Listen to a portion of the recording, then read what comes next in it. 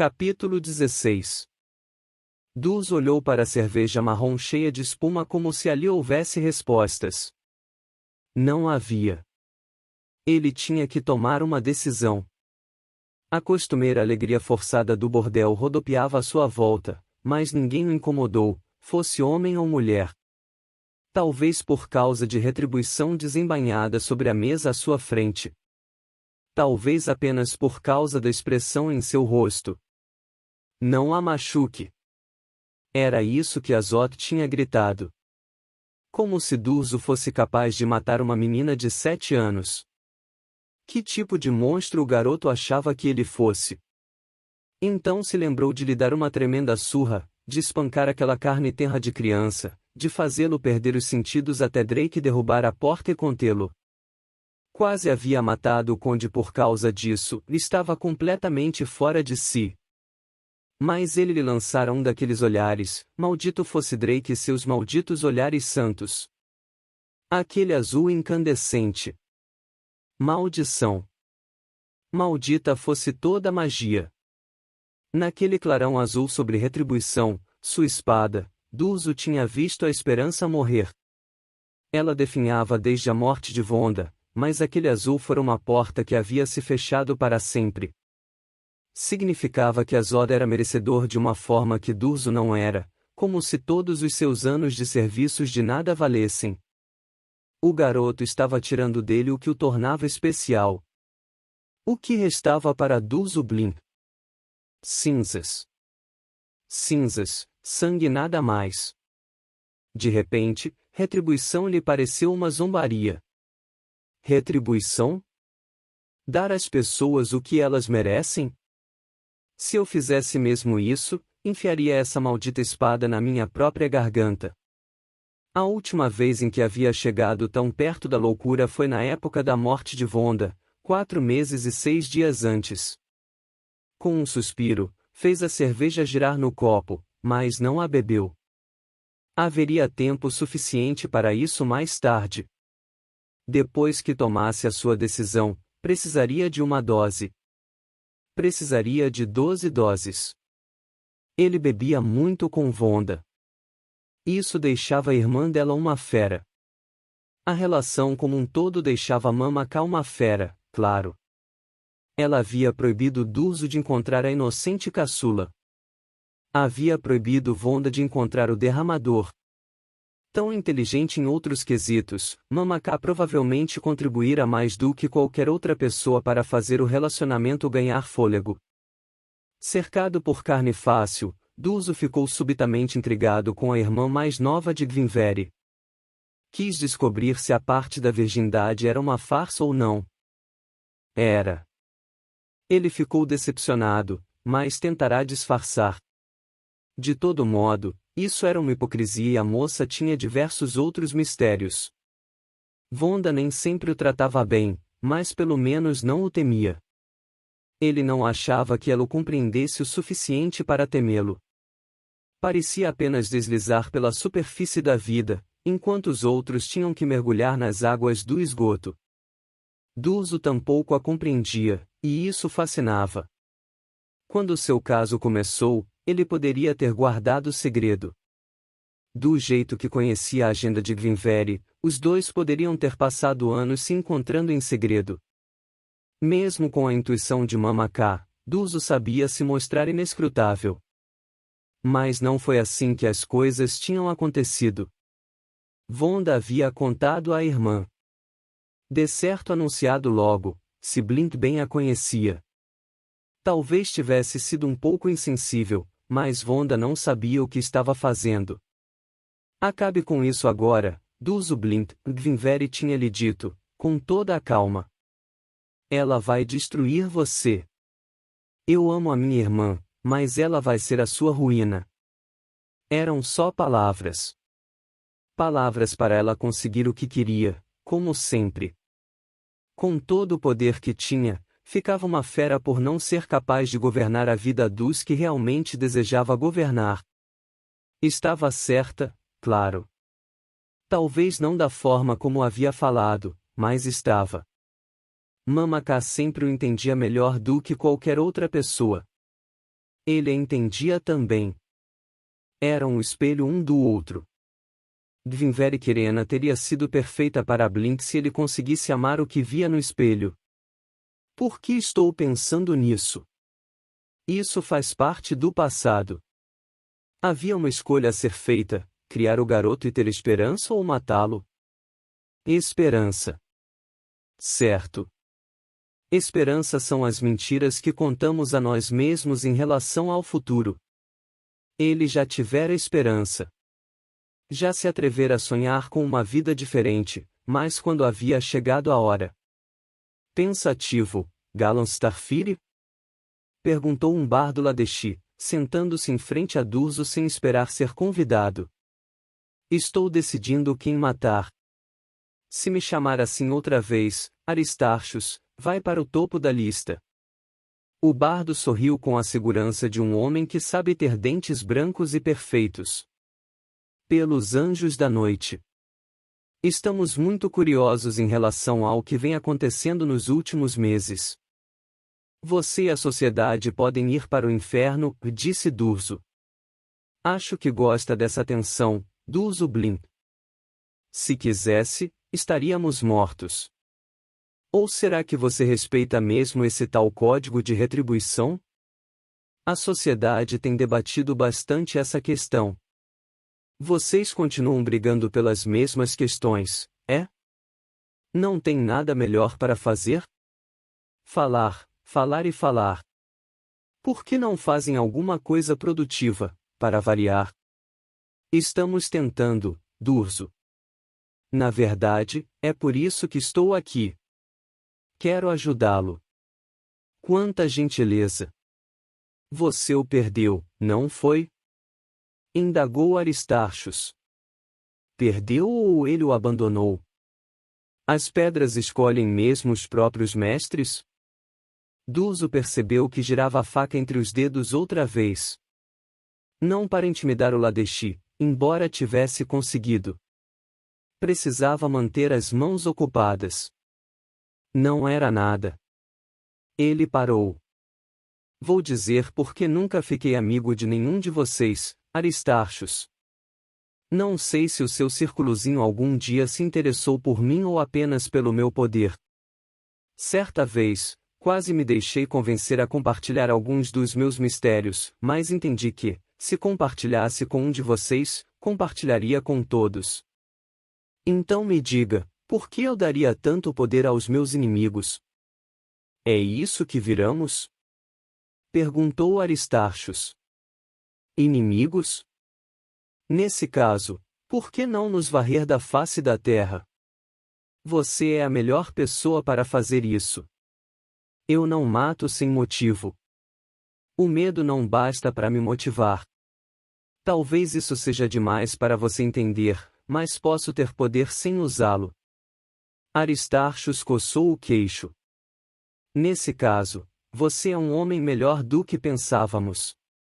Entendo agora por que foi escolhido. Aristarchus se levantou. Pois saiba de uma coisa, Durzo Blink. Estou longe de casa e não tenho os recursos que desejaria, mas darei toda a ajuda que puder.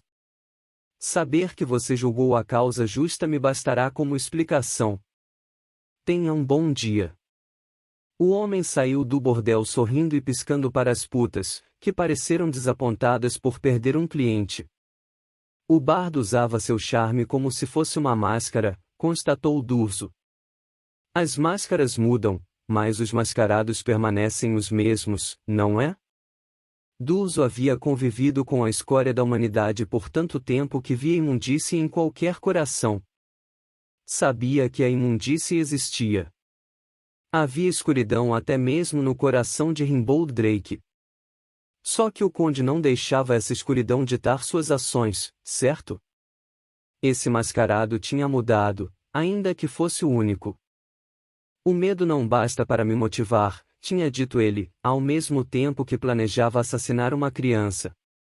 Que espécie de monstro eu sou? Agora estava encurralado. Desesperadoramente encurralado. Acabou de assassinar Corbin Fischl, cuja morte fora autorizada pelo Xing e pelos 9.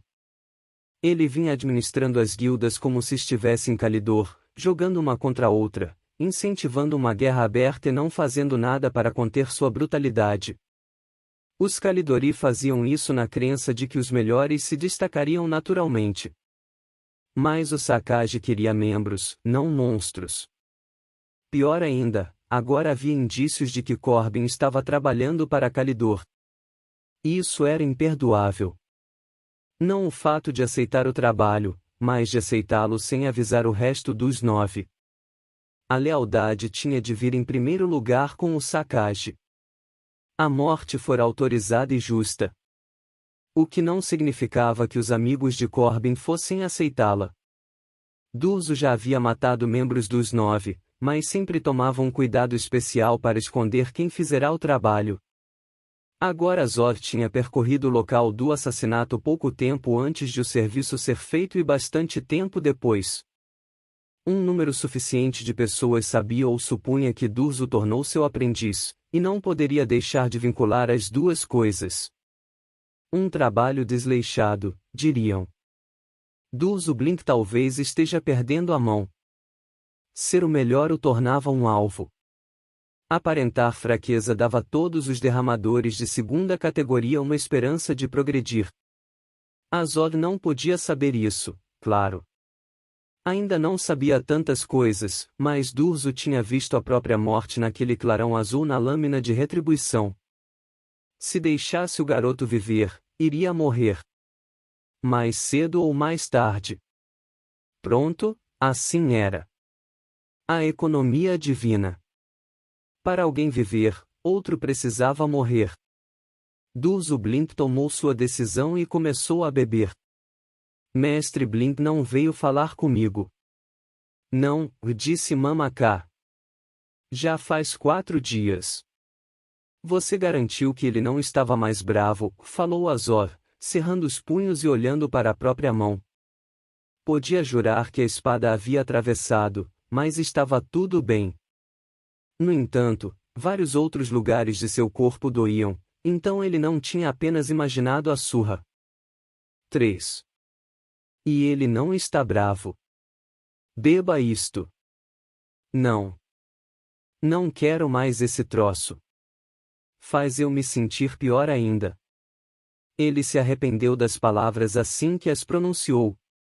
As sobrancelhas de Mamaka se arquearam e seu olhar se tornou frio. Ele estava envolto em cobertores e em um quarto de hóspedes da casa dela, mas, quando aqueles olhos viravam gelo, nada era capaz de esquentá-lo. Menino, vou contar uma história para você.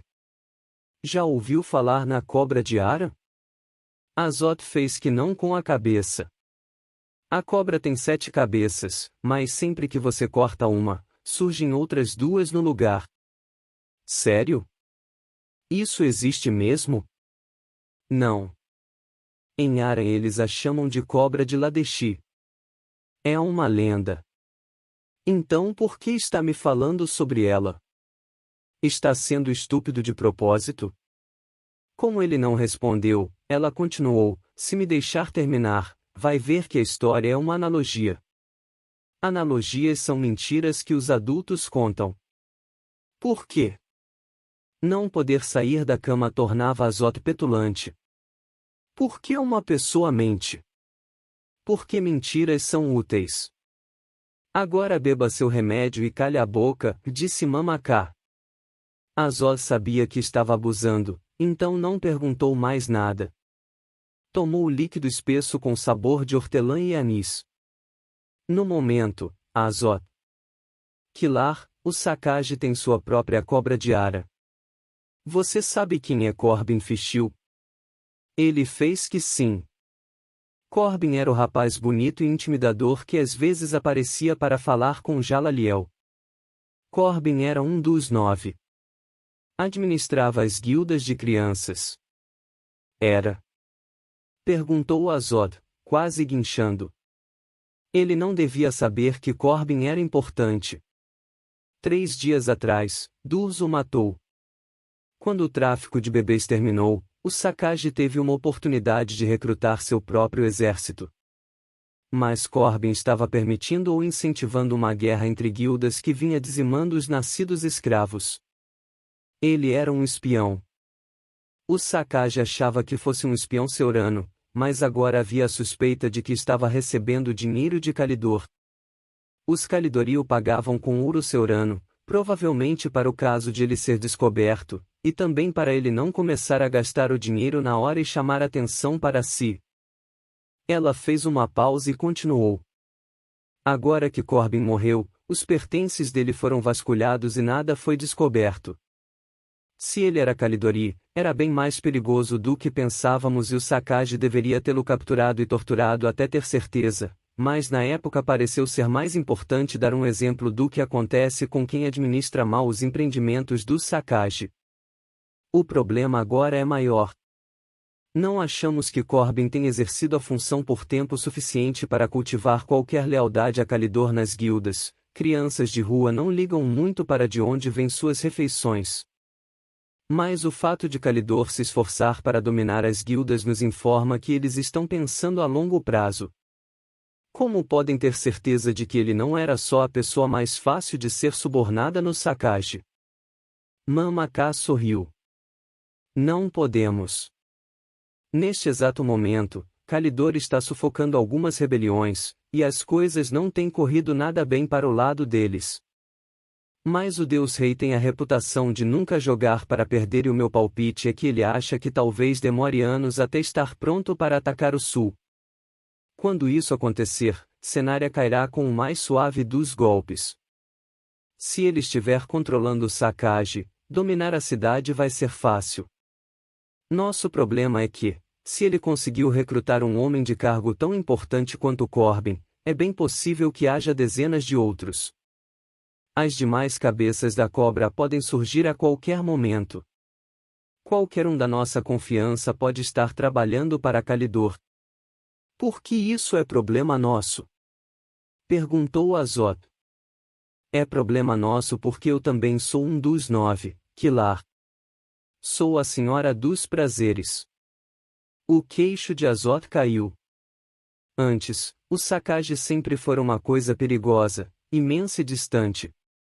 Fazia sentido, pensou, todos sabiam que Mamaka era ex-prostituta e rica. Mas ele nunca havia refletido sobre o assunto. Ser a senhora dos prazeres significava que ela controlava toda a prostituição em Cenária. Em última instância, todos os que praticavam esse ofício lhe deviam obediência. Mamaka sorriu. Além das suas atribuições mais cansativas, minhas meninas também mantêm os ouvidos abertos. Você ficaria assombrado se soubesse como os homens podem se mostrar loquazes diante do que consideram uma disputa desmiolada. Eu sou responsável pelos espiões do Sacage. Preciso saber o que Calidor está fazendo. Se eu não souber, o Sacage não sabe. Se não soubermos, o país pode cair. Acredite, não queremos Garrote Ursul como nosso rei. Por que está me contando tudo isso? Indagou Azot. Eu não sou ninguém. Azot não era ninguém.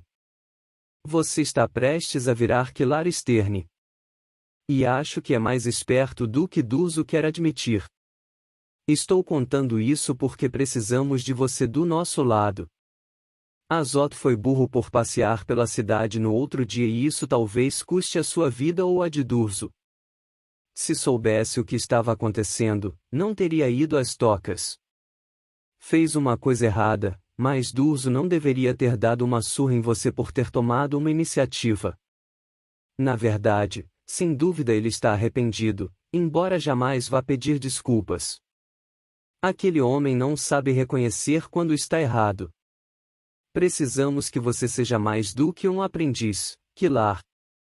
Precisamos que seja um aliado. Está pronto para isso? Kilar aqueceu devagar. O que querem que eu faça?